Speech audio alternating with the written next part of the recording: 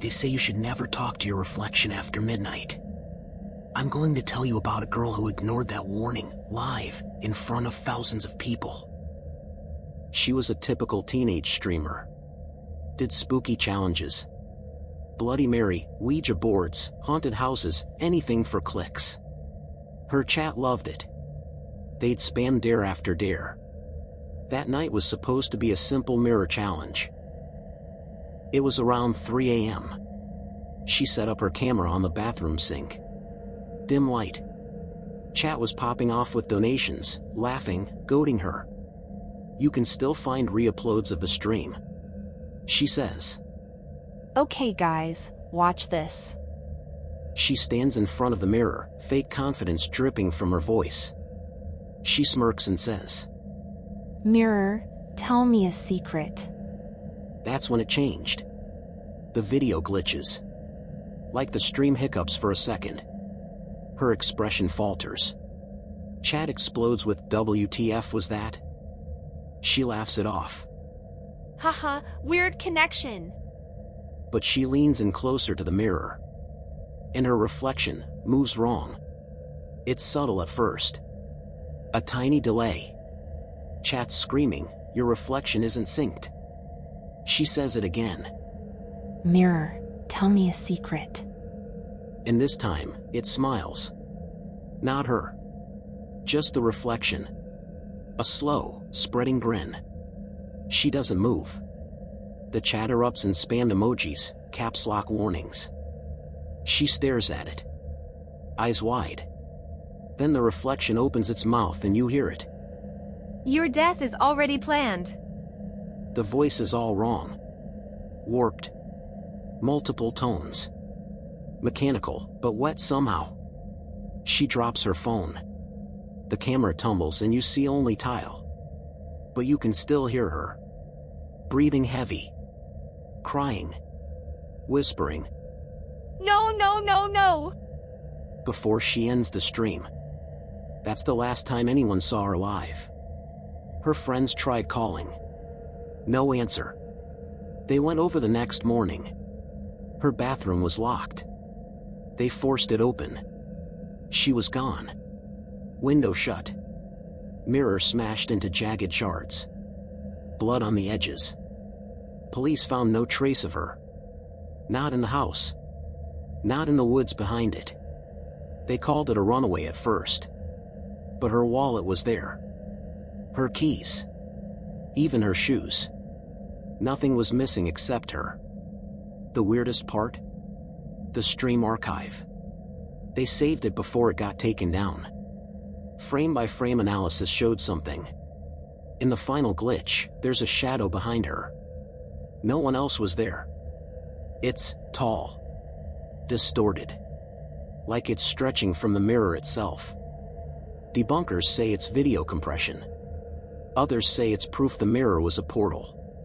Some say she's still alive, trapped on the other side. There's even a rumor that her voice has been caught in other people's mirror challenges. Whispering secrets no one should know. If you listen carefully to the audio, some say you can hear her begging for help. But no one can prove it. The file is corrupted now. So what do you think?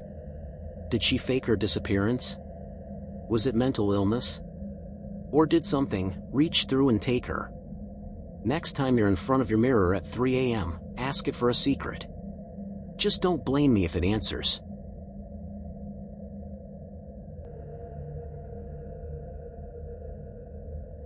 They call it the static call. An urban legend. But this one wasn't a legend to the people who knew him. He was just a regular college student.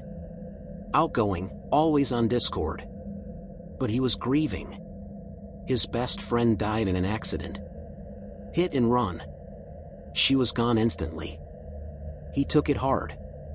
Slept with the lights on. Played her voice messages on repeat. Couldn't let go. He started telling people he felt her around. Smelled her perfume in empty rooms. Heard her laugh in the hall. Everyone said it was stress. Trauma. But then he got the call.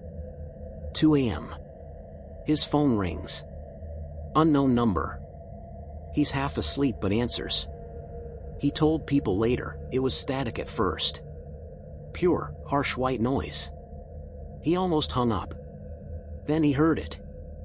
A voice cracking through the static. Faint. But he recognized it. It was her. Help me. He froze. Asked. Who is this? Static hissed. It's me. Help.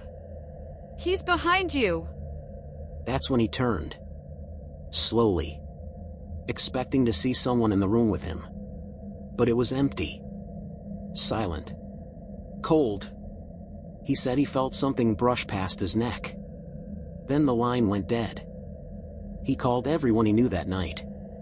He was sobbing, begging them to come over. They told him to calm down. Sleep it off. He barely slept. Next day, his texts got weird. Disjointed. Sent messages like he's here and it's not her to multiple people. Then, nothing. Silence. Friends went to check. His apartment was locked from the inside. When they broke in, no sign of him.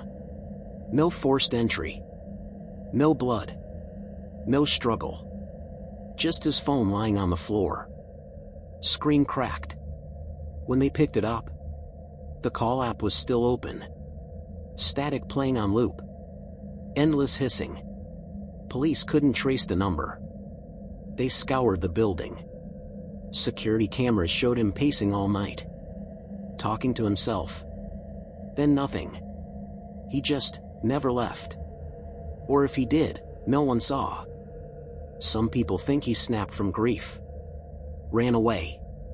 Others think he opened the door to something he shouldn't have. That the voice wasn't hers at all, but something using her. I mean, think about it. If you were something hungry, something old, and you wanted to lure someone, whose voice would you steal? To this day, no one knows where he is. They found claw marks on the inside of the closet door. Like he tried to hide. No DNA match on the blood droplets found there. Police closed the case as a voluntary disappearance. But his family keeps his number active. Just in case he calls back. So next time you get a call in the dead of night from an unknown number, ask yourself, would you answer? And if you did, would you believe it's really them on the other end?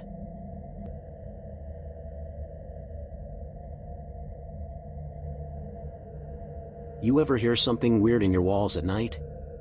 A scratching, a tapping? This is a true story about why you should never ignore it.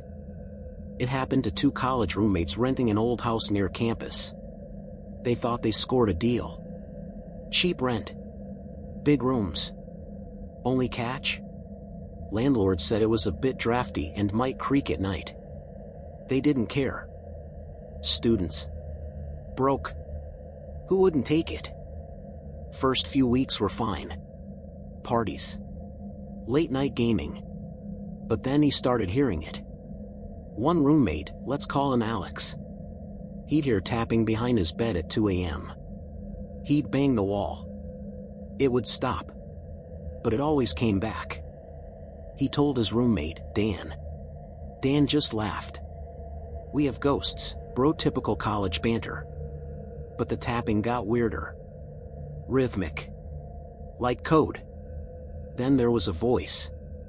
Muffled. Desperate. Let me out. Alex thought it was a prank. Screamed at Dan to cut it out. Dan swore it wasn't him. They fought about it. Alex even recorded it on his phone. You can hear it faintly. A woman's voice. Pleading. They stopped sleeping properly. Alex moved his bed. Dan joked less and less. Then they found the closet door wouldn't shut all the way. Something behind it was blocking it. They thought it was old house settling. But when Alex checked, he saw scratch marks on the inside wall. Deep. Bloody. Human fingernails. They called the landlord. He said they were crazy. So they called the police. Cops weren't taking it seriously until Alex played the recording. That changed everything. They came with tools. Broke open the drywall behind the closet. What they found wasn't a body.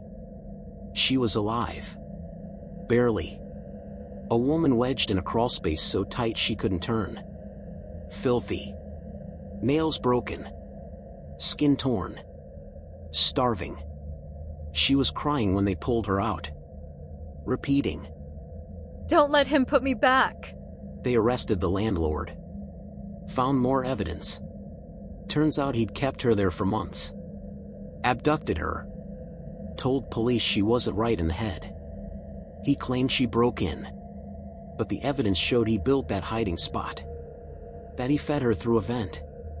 Kept her alive so she'd last longer. Alex and Dan never lived there again.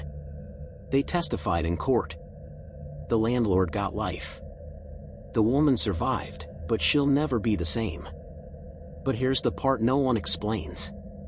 Even after they rescued her, Alex swears he still heard tapping in his dreams. Same rhythm. Same words. Let me out. He says it wasn't her voice anymore. It was deeper. Older.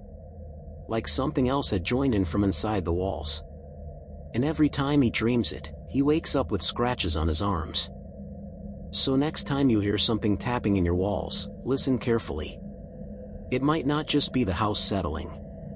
It might be someone begging for help. Or something that wants out.